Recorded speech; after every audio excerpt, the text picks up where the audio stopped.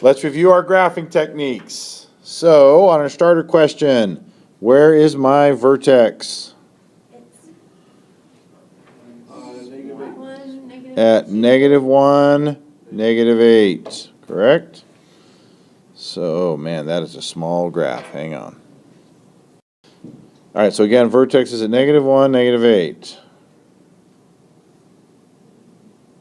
Now, where do I go from here? If I go right 1, I go up 1 squared times 2. And if I go right 2, I go up 2 squared times 2. And same, because I have an axis of symmetry, I go same thing on the left. And there's our graph. Now I want to label the vertex and the intercepts. So we already know our vertex is at -1, -8. Okay, now how do we find those intercepts?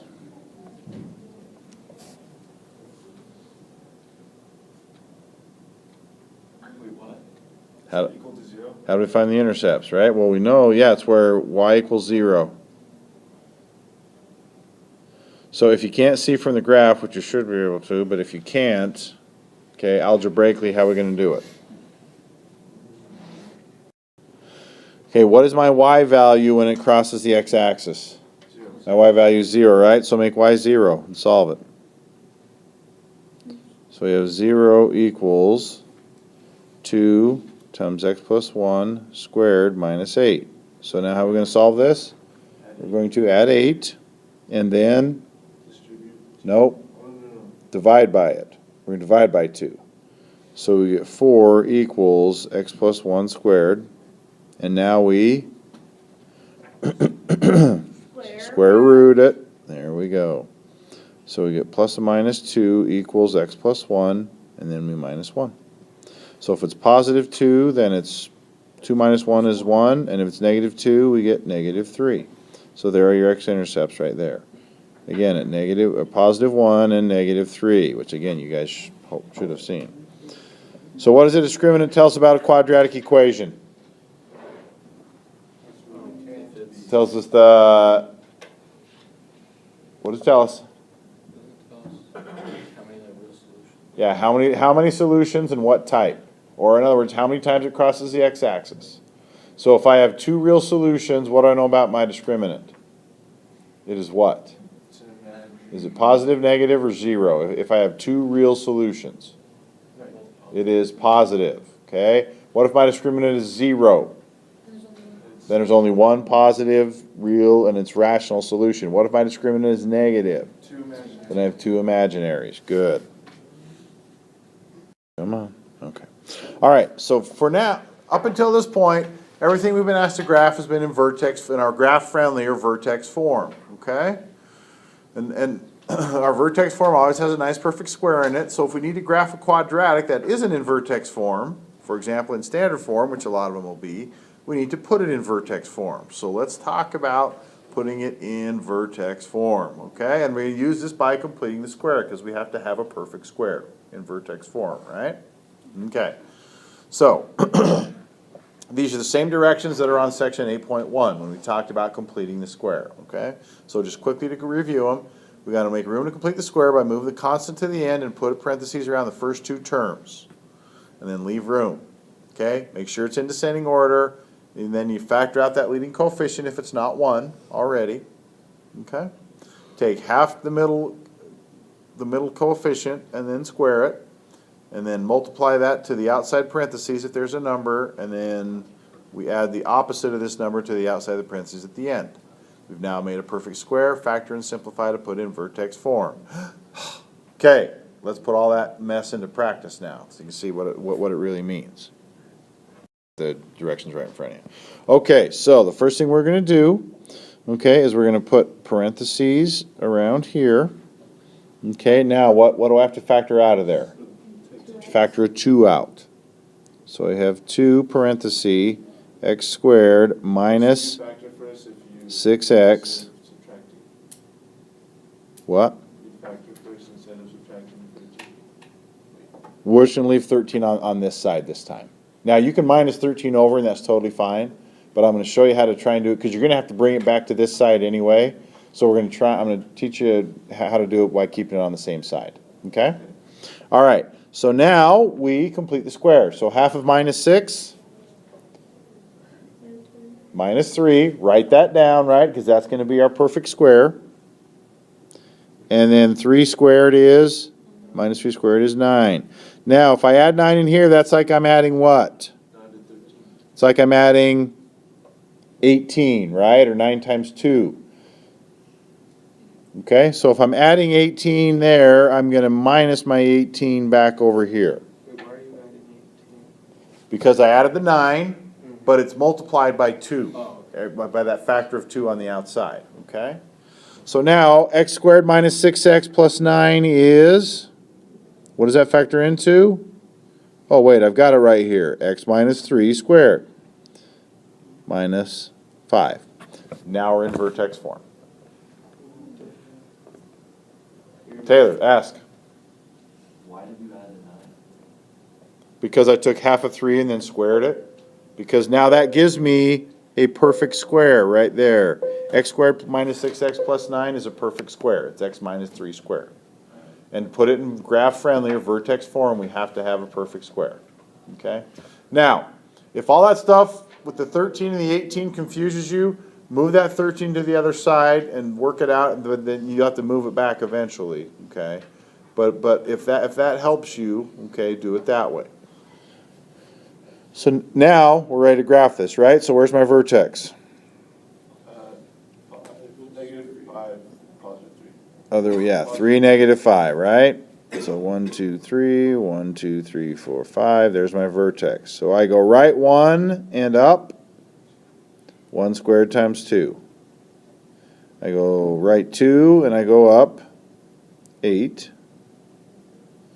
Hopefully we should be seeing this at this point now. I go left 1 and up 2 and left 2 and up 8. And there's your graph. Okay. All right, so let's try the middle one now.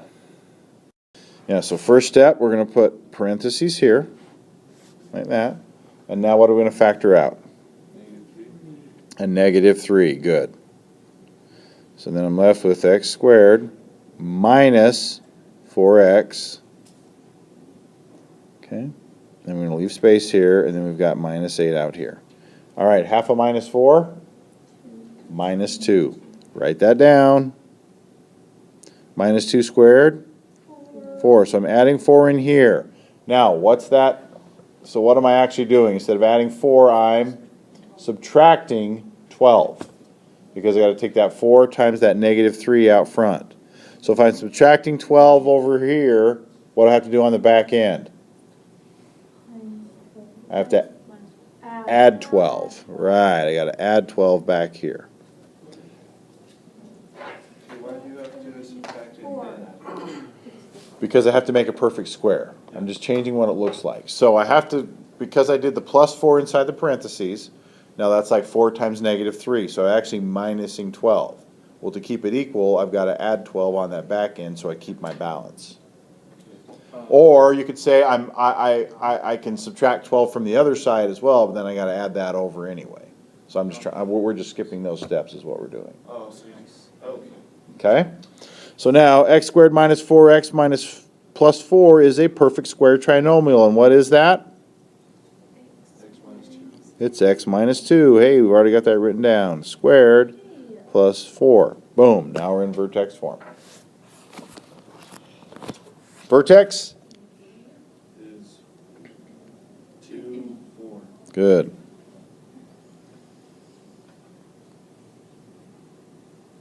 All right, so I go right 1 and up.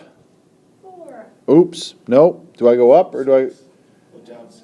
I go down, go right 1 and down 3. Good. So I go right 1 and down 3.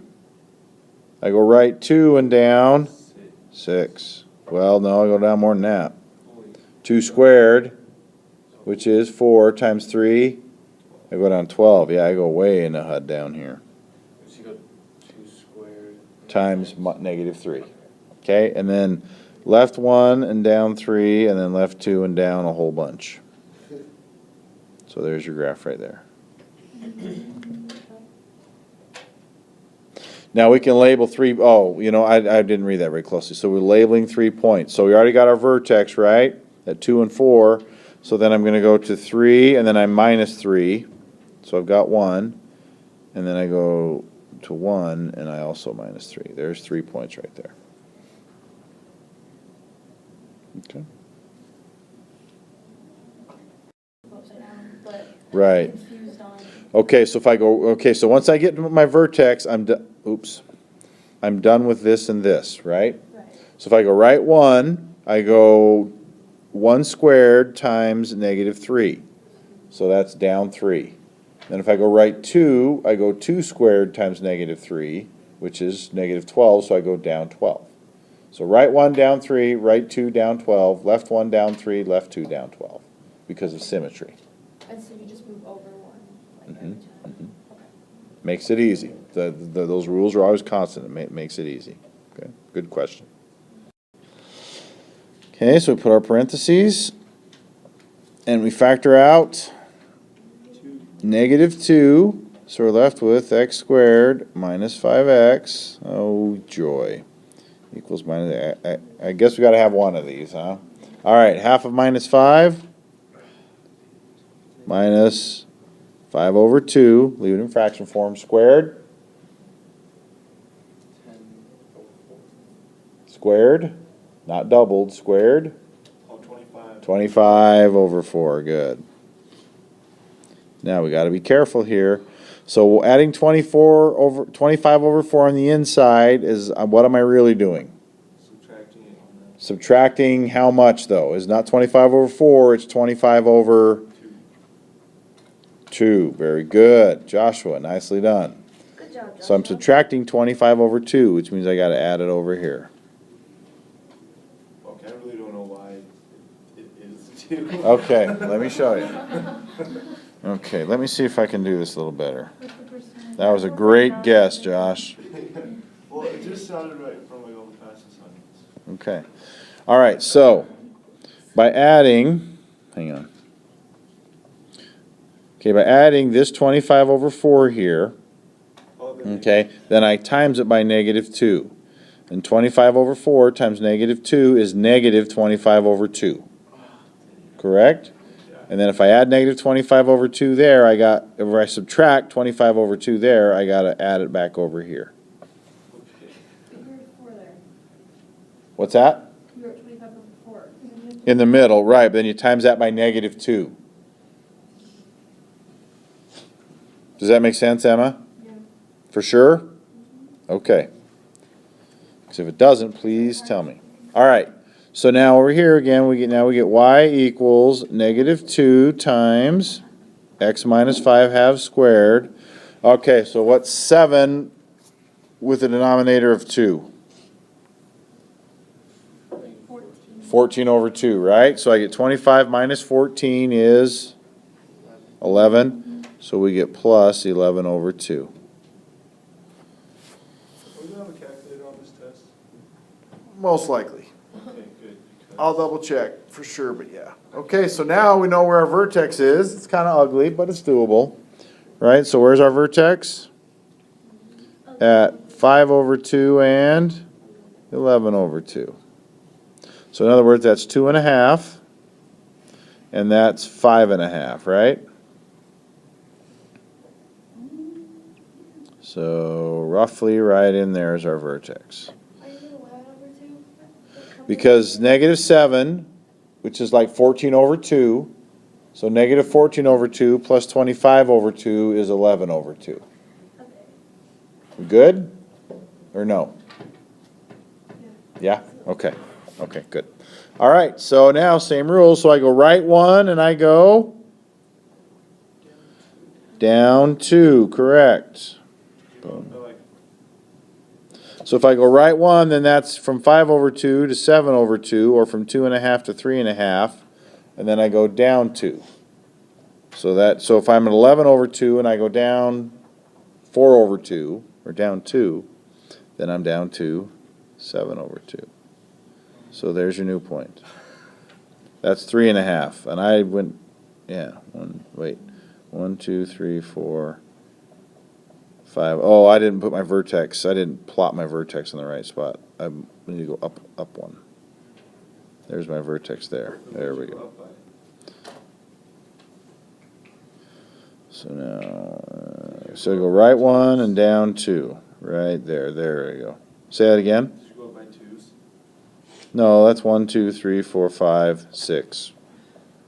So 5 over 2 is 2.5, right? And then 11 over 2 is 5.5. So I went up 5.5 right there. I went right 2.5 and up 5.5. Okay. Then same thing if I go left one, I go down 2 again. So I'm about right there, and there's your graph. We're not even going to bother going left 2. So this one becomes 3 over 2 and 7 over 2. Okay, that's as tough as those are going to get. If you can handle that one, you are golden. Okay, so some other key points that we're looking at. Okay, we always want to find the vertex. All right, that one's pretty obvious. Okay, but other points that might be interesting are the x and y intercepts. In other words, where it crosses the x and or the y axis. Okay, so now if all we have to do is find the vertex and the intercepts, we don't need to put it in vertex form, correct? If we want to graph it, we probably want to put it in vertex form unless it's ugly like that last one, okay? There's different ways that we can graph this where we can make it a little nicer than all those fractions we did on that third one, okay? So we're going to talk about that right now. Okay, so now to find the intercepts, we just make a little xy table and plug in 0 for x and 0 for y, okay? Which hopefully will make sense because when it crosses the x-axis, your y value is 0. When it crosses the y-axis, your x value is 0, correct? So we can do that and then we just plug them into the equation and find them, okay? So let's look at example 2 here. So what's my y-intercept? Your y-intercept is the easiest one. What's the y-intercept here? 9. Yeah, if x is 0, y is 9. Now, to find your x-intercept, we make y 0.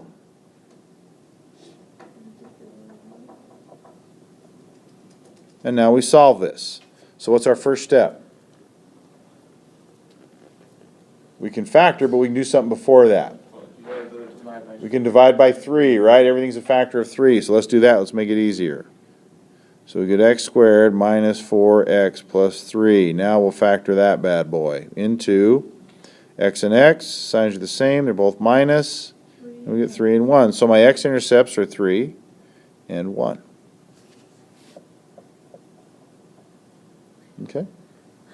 So far, so good? So that part's easy. If you're asked to find the x and y intercepts and it's in standard form like that, okay, make x 0. Well, the constant is your y-intercept. Then for your x-intercept, just make y 0 and solve for x. Okay, and you may have to go quadratic formula, but that's okay. All right. Now, I'm going to teach you a little method here to find the vertex if it's in standard form, as opposed to putting it, now vertex form will always work, completing the square, okay, but it's not always clean, right? So this formula right here gets you to find, you can find the vertex while it's in standard form without having to put it in vertex form. Now, negative b over 2a, that should look somewhat familiar to you. What formula is negative b over 2a part of? Your quadratic formula, right? X equals negative b, blah, blah, blah, plus or minus all that stuff, all over 2a, okay? So that's part of your quadratic formula. So if I look at example 2 here and I go negative b over 2a. Now, in this case, b is already negative, so that becomes positive 12 over 2 times 3, which is 6. So the x part of your vertex is 2. It's 12 over 6, or 2. Now, how do we find the y part of the vertex? Take the x part and plug it in. So what is x in this case? X is 2. Plug that into the original equation and solve for y, or f of x. So we get 2 squared is 4, times 3 is 12, minus 12 times 2 is 24, plus 9. So what's 12? Let's see, 12 and 9 is... I'm really lost right now. So. Okay, I just plugged 2 into the equation because I found out the x part of my vertex was 2, correct? I'm just plugging that into the equation. Oh, so you're putting 2 in for all I'm that. putting 2 in for all the x's, right, because 2 is the x part of my vertex. Okay?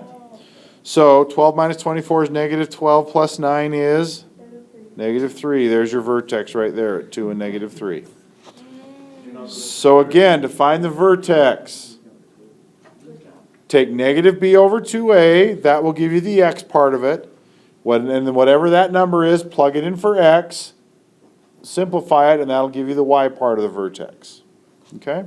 So now I want to graph the parabola with the vertex and the intercepts. And the axis if we need it. State the max and min. Oh yeah, we haven't done that in a while, have we? Okay, so vertex is at 2 and negative 3. I know my y-intercept is at 9. Whoa.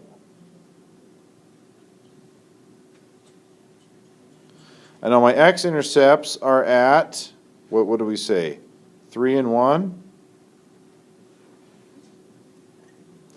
And my axis of symmetry, what's my axis of symmetry? X equals, x equals 2. Yeah, it's just the x part of your vertex. As the axis of symmetry always goes through the vertex. Okay, so here's what the graph looks like. Now, do I have a max or a min? I have a min, and what is my min? My min is, and what is it? But remember, min is the y value at the x value. So the min is negative 3, and it occurs at 2, or x equals 2. Okay, and if you look back at your 8-6, okay, when we first went over this, hopefully that'll help you remember. Go. The 2 points on the x-axis. Mm-hmm. I understand where the 3 came from, but what about 1? The 1? Yeah. Those were these 2 points right there. When we found those 2 points there, okay? And sometimes it'll be 2 points, sometimes it'll be 1 point, sometimes there won't be any x-intercepts, right? Depends on your discriminant. Okay, let's try another one here. Okay, let's find our x and y intercepts. So our y-intercept is what? What's our y-intercept? Look at the equation. Yeah, it's negative 3. We know that. X-intercept, so make y 0. So 0 equals x squared plus 6x minus 3. Now, was that factorable? No, it is not. So what are we going to do? Put in parentheses. How about just quadratic formula, right? Keeps changing. It depends on what you want to find. If you want to find the solve for, if you want to solve for x or find the x-intercepts, you got to go quadratic formula. Okay. Is that a B or a Y? Or a? That's just a 0. That's on how to write. Yeah, we'll get better at math. Hey, I actually spent 2 years in Korea, dude. I'm actually not bad. So just shut up. Okay, so we get x equals negative b plus or minus the square root of b squared minus 4 times a, which is 1, so I'm not going to write it, times c all over 2a. All right, so 36 and 12 is 48, correct? Negative 6 plus or minus. Let's break down square root of 48. Say 16 and 3. 16 and 3. Square root of 16? 4. Good, so we get 4 root 3 all over 2. So your x-intercepts, now we can reduce everything by a 2 there. So your x-intercepts become negative 3 plus or minus 2 root 3 all over 1. So there are your x-intercepts. Now, graphically, that doesn't help us very much, does it? So you would convert those to decimals in order to graph this. Okay? So you go so you figure out what 2 root 3 is as a decimal, or square root of 48, that's like 6.8, right? Because square root of 49 is 7. So square root of 48 is like 6.8-ish, 6.9 maybe. So go negative 3 plus 6.9, and negative 3 minus 6.9, and that'll give you your 2 x-intercepts. Okay. All right. Let's find the vertex now. Okay, so our vertex is negative b over 2a, so it's negative 6 over 2, which is negative 3. And that's also your axis of symmetry. And then we're gonna plug -3 back into the original equation and find y. So -3 squared is 9. 6 times -3 is -18 minus 3, and that gives us, what does that give us? -12. 9 minus 18 is -9 minus 3 is -12. There's your vertex right there. So it's way in the crud down here somewhere. 1, 2, 3, 4, 5, 6, 7, 8, Wait, how'd 9, you get -3? Why'd you 10, plug in -3? 11, 12. Because that was the x value of my vertex. Right, because it's negative b over 2a, so it's -6 over 2, which is -3. Oh, okay. Okay, so, now, so I know my y-intercept was -3, we figured that out already. Okay, so I know my graph's gonna look like that. Now I went from -3 to 0 up to 3, so I can go 3, because of symmetry, I can go 3 to the other direction, to the left, and then down to -3. And there's my graph that way. It's predicting at least 2 hours. Okay? All right, max and min. Where's my max and min? Or what is it? Is it a max or a min? So then, It's a min. And what is my min? Look at your vertex. Min is -12, and it occurs at At -3. -3. So the min is the y value of the vertex, and it occurs at the x value of the vertex. Okay. Okay, and if you want the specifics for the x-intercepts, again, plug those values in. Or just, convert 2√3 to a decimal, and then -3 plus that, -3 minus that will give you your 2 x-intercepts.